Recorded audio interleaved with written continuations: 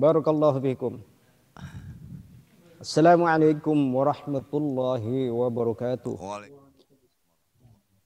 Alhamdulillah. Alhamdulillahi rabbil alamin. Wal aqibatu lil muttaqin. Wala udwana illa 'alal zalimin. Wassalatu wassalamu ala asyrafil mursalin. Sayyidina Muhammadin sallallahu alaihi wasallam. Al-mab'uts rahmatan lil alamin. Wa ala alihi wa ashabihi wa tabi'in wa tabi'ihim bi ihsanin ila yaumiddin, amma ba'du. Ayyuhal mufakham, ayyuhal ahibba, para habaib, para masyayikh, para kiai, para tuan guru, para ajengan, para tubagus, para tengku tioku, tuan guru yang dirahmati oleh Allah Subhanahu wa taala, saudara-saudara seiman sebangsa dan setanah air, rahimakumullah. Yang pertama saya ingin menyampaikan rasa syukur kehadirat Allah Subhanahu wa taala. Saya pada hari ini, pada kesempatan ini bisa bertatap muka, bisa menyaksikan, dan yang paling penting adalah nastafidu minkum, daripada pembicara-pembicara tadi. Ada Habib Alawi, ada para kiai-kiai. Alhamdulillah kami mendapatkan beberapa ilmu, bahkan ilmu-ilmu yang tidak sempat kami pelajari, yang tidak sempat kami ketahui. Maka kami lebih banyak menimba ilmu pada kesempatan kali ini. Nafa'allahu wa iyyakum. Barakallahu fikum, jazakumul khair. Para ahibah yang dirahmati Allah Subhanahu wa taala, apa yang disampaikan oleh para masyayikh tadi cukup bisa menyimpulkan bahwa sebenarnya keadaan yang semakin parah, zaman yang semakin rusak ini, ya, bukan saja di negeri ini tapi terjadi pada seluruh alam. Baik itu di alam Arab, alam di negara-negara yang berpenduduk muslim, dan yang lebih parah lagi adalah negara yang di situ minoritas umat Islam berada. Beberapa penganiayaan, dan kita lihat di sini di mana umat Islam adalah mu'adham. Umat Islam adalah mayoritas, lebih banyak, 87% dari jumlah penduduk 260 juta.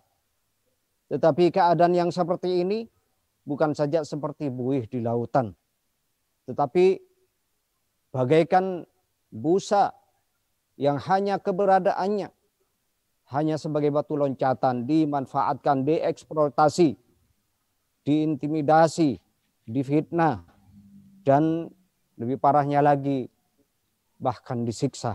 Bahkan sebagian ada yang ditenggarai, dibunuh secara pelan-pelan.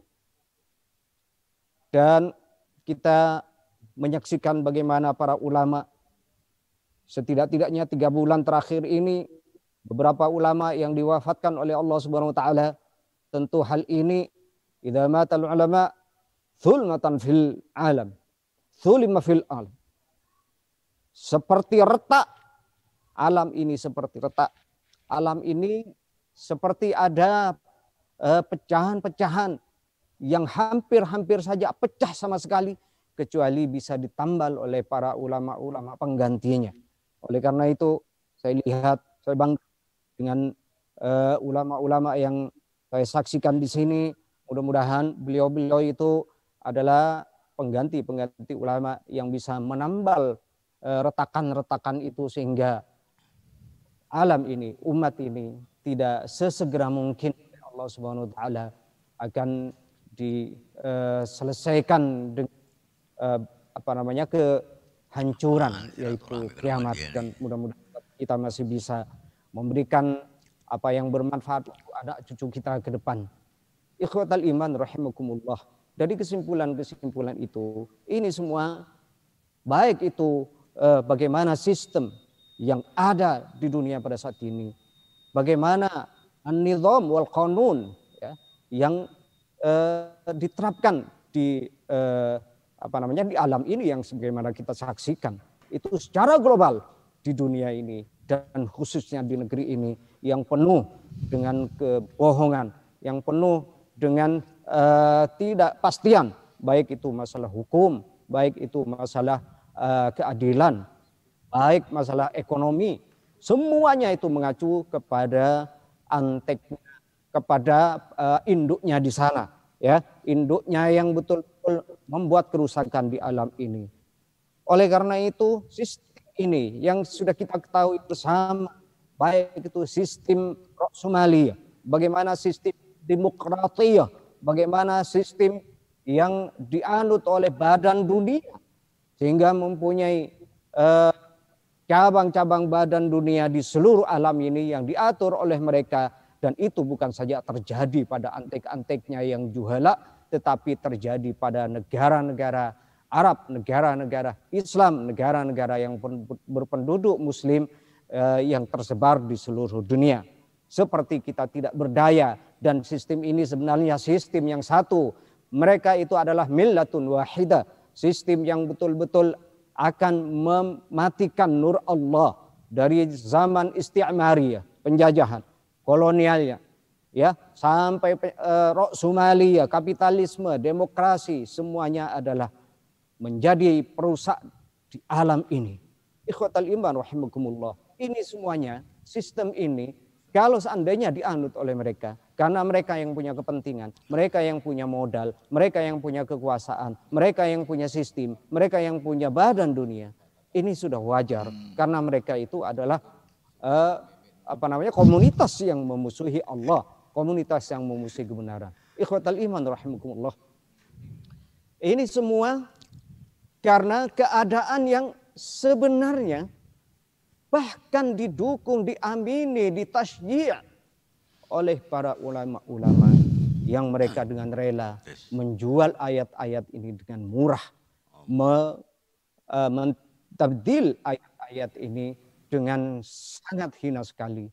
Dan mereka itu bahkan bukan ulama-ulama yang kecil, bukan ulama-ulama yang tidak terkenal, tetapi mereka itu betul-betul ingin mempelintir semua hukum Allah ini, seakan-akan hukum Allah ini hanya urusan ibadah, urusan muamalah, urusan muasyarah, ya. Tetapi tidak boleh di dalam imamah, riasah, qiyadah, tidak boleh di urusan ekonomi, tidak boleh di urusan keamanan, di urusan pendidikan, dan semuanya itu seakan-akan alaikum bil jamaah fa inna yadallahi ma'al jamaah. Mereka itu ingin berjemaah dalam arti berorganisasi. Mereka ingin mempunyai ormas, mempunyai partai di mana semuanya itu dikendalikan oleh mereka. Seakan-akan yadullahi ma'allah, yadullahi ma'al jamaah. Dan ini semua adalah pemelintiran. Padahal ummati la tasdami' ala dhalalah. Fa idza ra'aitum ikhtilafan alaikum bisawadil a'dham. Mereka itu seakan-akan di jumlah yang terbanyak. Mereka itu seakan-akan demokrasi memilih dari jumlah yang terbanyak yang dilahirkan oleh mereka, seperti halnya terjadi di Amerika, koboi yang kumpul, penjahat-penjahat yang kumpul, mereka begundal-begundal yang kumpul, maka suara-suara itulah yang diambil.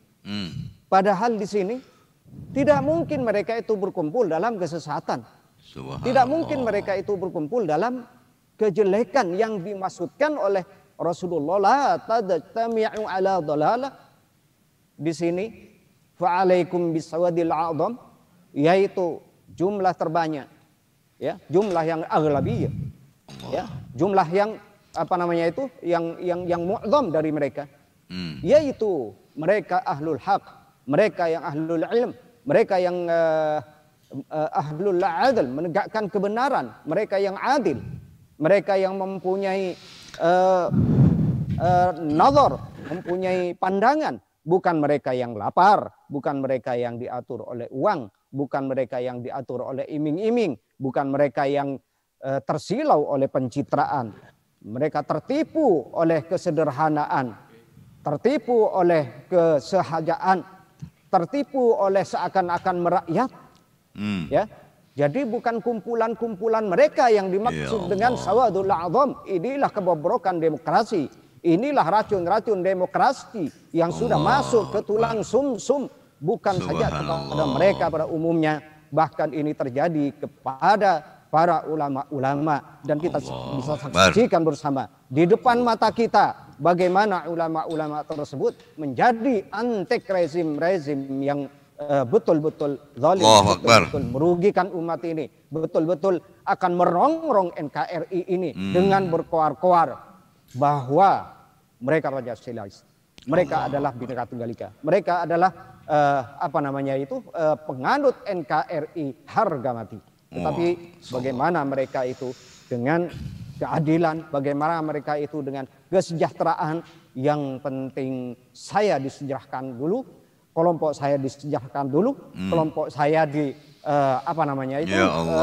diberi kesempatan untuk mengumpulkan kekayaan harta, di mana nantinya bisa menjadi modal untuk menguasai selanjutnya, mempunyai modal untuk berkampanye selanjutnya, mempunyai modal untuk bisa membeli suara-suara, untuk bisa memperdayakan mereka-mereka itu, dan memberdayakan orang-orang yang tadi kata sawadul a'zam, mereka-mereka orang yang juhala, mereka orang-orang mustad'afin, mereka-mereka orang yang jai'in, orang-orang yang lapar. Inikah yang dimaksudkan dengan demokrasi? Inikah yang dimaksudkan dengan sawadul a'zam? Yang mereka berkumpul siap, bersedia memilih, bersedia untuk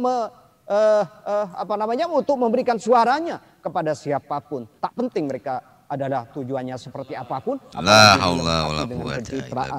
disulap dengan pencitraan, dan mereka bisa dibeli dan mereka bisa dibudayakan seperti itu. Maka siapa lagi yang akan berusaha kecuali yang pertama kita sadarkan ulama-ulama kita, yang pertama kita sadarkan mereka-mereka itu yang sebenarnya menjadi khair ummah, yang menjadi terutama di Indonesia ini sebagai negara berpenduduk muslim terbesar, kita mempunyai pos para ulama-ulama, para kiai, para ajengan, para tubagus, para tuan guru, para syekh, para tuan